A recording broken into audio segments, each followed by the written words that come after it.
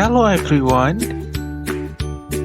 I have something important to tell you. But firstly, let us introduce ourselves first. And I'm Milenia, Wanda, Judith, Renata. And my name is m.razil Fauzan. And today we are gonna talking about world literature. So, please pay attention to our presentation. Let's go! Now, I'm gonna talking about the work. Chike and the River by Chinua Achebe is a children's story. This book was first published in 1966 by Cambridge University Press, and the illustrations from this book that made by Pruitt Theobald, and Chike and the River is the first children's story of several children's stories written by Achebe. The genre of this story is fiction, and this story takes place in Nigerian. Now we go to the synopsis. The story tells about 11 years old Nigerian boy, Chike, wants to cross the Niger River to the city of Achebe, but he doesn't have the sixpence he needs to pay for the ferry ride. The more Chike saw the ferry, the more he wanted to travel to Achebe. He doesn't know how to get money still. He could only hope.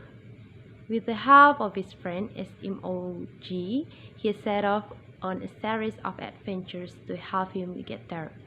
Along the way, he is faced with new experiences that are both thrilling and terrifying, from eating his first suya skewers in the shade of mango tree to visiting a village magician who promised double money in his pocket.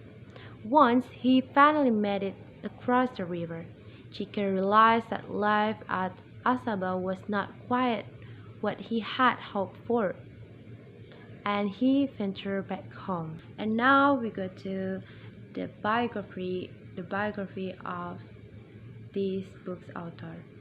Chinua Achebe, in full Albert Chinua Lumugo Achebe, was born on November 16 in 1930 in Ogidi, Nigeria, and he passed away on March 21, 2013 of an undisclosed illness in Boston, United States.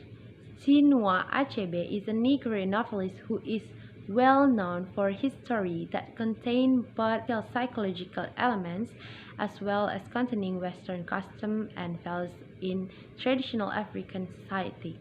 He was also considered by many to be one of the most original literary artists writing in the English during his lifetime. He is the best known for the first his novel Things Fall Apart in 1958 and remains his best known work. It has been translated into at least 45 languages and has sold 8 million copies worldwide. He studied at the University College, now the University of Ibadan, a British-style university, originally intending to study medicine but eventually changing its major to English, history, and theology. After graduating, he went to work for Nigerian Broadcasting Company in Lagos, and later studied at the British Broadcasting Corporation Staff School in London. Achebe was married with Christiana Chinwe Okoli in 1961 and had 4 children. The first is Nwando Achebe, and the second Chidi Chike Achebe, and the third Ikechukwu Achebe, and the last Chinelo Achebe. And the aspect that we found about world literature, the first is reading across time. As an African author, Achebe brings us to look at the start of Umuofia in 1966. The book Chike and the River was published and gives an overview of Umuofia, which is a pre-colonial Nigerian village inhabited by the Ibo tribe. We can also see the situations of children in Umuofia village who cannot get a proper education and spend their days working hard to help their parents earn a living. Like Chike in the story, Chike and the River, who eventually moved to Onitsha and lived with his uncle to study, and also describe how difficult Umofia the condition at the time. For example, access to roads that are so rocky and sandy, as well as the diet activity that still depend on the river. Well, so I'm gonna talking about reading across culture in a short story from Chinua Achebe. Um, the title is Chike and the River. In short, Chike lives with his mother and two sisters in the village of Umofia. Their village stream is very huge and rocky, and the children sometimes fall and break the water basin. They are gross most of the food they are eat like a sweet potatoes, cassava, corn, beans, plantains, and a variety of green vegetables. His mother also sells dried fish, palm oil, and kerosene, and punya as the traditional dishes of Igbo culture. Chicken never left his village. Then one day, his mother told him that he was going to Onista in the new year to live with his uncle who has a salesman at one of the companies there. Chike was filled with joy and at first he is bored of living in the dusty village and want to see a big city and modern city. Well, in this story, we can conclude that the culture was about Igbo tribes in the village of Umofia. The village is still very primitive and there is no place for education there. So, finally, Chike moved to a more modern and advanced city where his uncle lived. But in Onista, even people who lived under the same roof were strangers to one another. Chico was told by his uncle servant that sometimes a man died in one room and his neighbor in the next room would be playing his gramophone. It was all very strange. Many families lived in one room because there were so many strangers living together. They were always quarreling about free wood and about sweeping the yard or scrubbing the bedroom and the latrines. It swarmed with the fires bigger than any Chica had ever seen at Umofia. This city very different from where he came from because of the guaranteed education and existence in this city and a much more advanced life and also has the different culture and social life. The city called Onista, a big city full of dangerous people and the kidnappers. Near the Niger River, many people drown there every year, until the young boy has ambition to cross the river, which later exposes potentially to shine and be a solution to social ills. It's many African youth who have gone abroad through scholarship have found and the opportunity to shine and make a difference in their countries.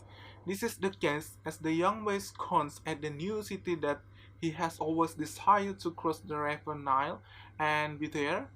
One important thing that can come out is the issues of violence that the boys even ends up becoming a solution to it.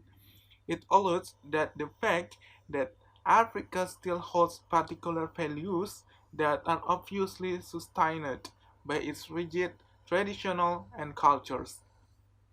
The interaction with the Western culture is slowly affecting the values it as it can be seen with the students who are learning how to count fellow pupils in the platform of formal education. It is important to understand that if the African countries are embracing civilization as defined by the West, then the consequences are likely to be what we experience in the novella.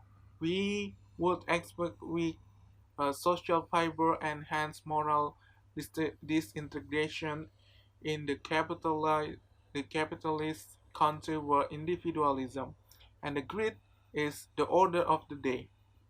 However, the young boy is able to withstand the loose morals and becomes an agent of change without succumbing to the pressure of the other city. It also a story rich in the detail and contradiction of mid-century post-colonial African life. In this relativity uncomplicated story, he conveys not a, nonetheless atmosphere and the day-to-day reality of both rural and urban African life, illustrated by his comparison of Umofia and Onista.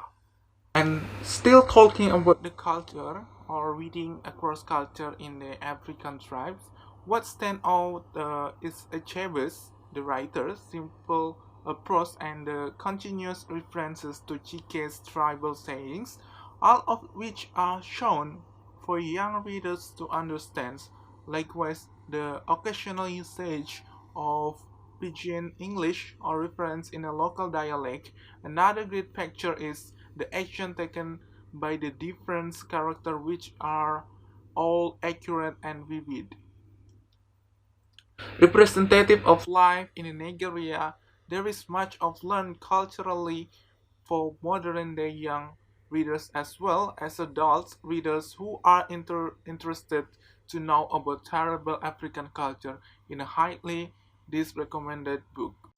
Thanks for watching this video. We are sorry if there has any mistake. Thank you so much and see you. Goodbye.